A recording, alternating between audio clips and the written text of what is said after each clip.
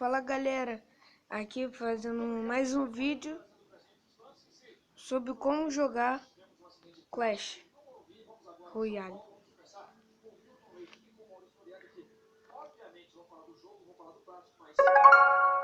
Deixem sua descrição aí no canal e aprender. Eu não vou lutar, hoje eu não vou, esse daqui eu não vou lutar. Eu vou mostrar o meu deck, meu clã.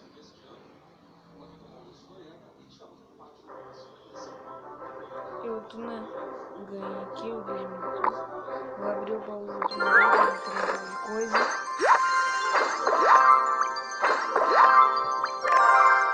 Eu vou dar uma dica. Para dar sorte, só você botar aqui inglês e apertar em inglês e botar o que. Aqui é o meu clã PH702.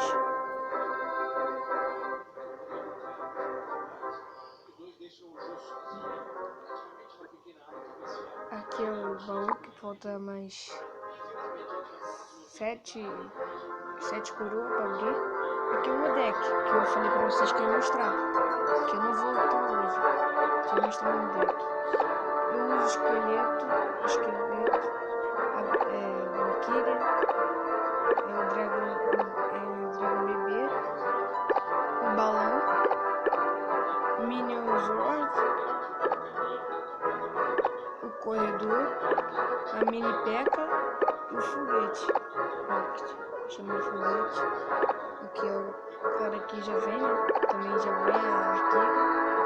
Esse daqui tem que conquistar, né? Já tá nível 5 e aqui tem que usar 400. Né? Tem um bombardeio, que é o gigante.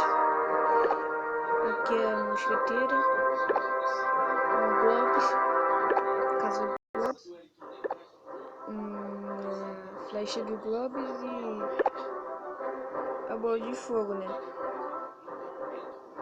Barril de Globes que tem. Minions, esqueletos, castelo do rodeio, tumba, que eu chamo, bárbaros, canhão, casa dos bárbaros, Tesla, que é a tela, e torre infernal. Pra quem não joga, baixa esse jogo, é muito legal. Depois vai ter cultural como se joga o Clash. Eu quero que vocês gostem que esse vídeo aqui. Quero que vocês gostem. Aqui eu tô nível 4.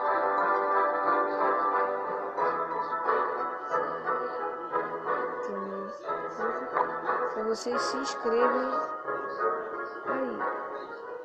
Então tá, tchau.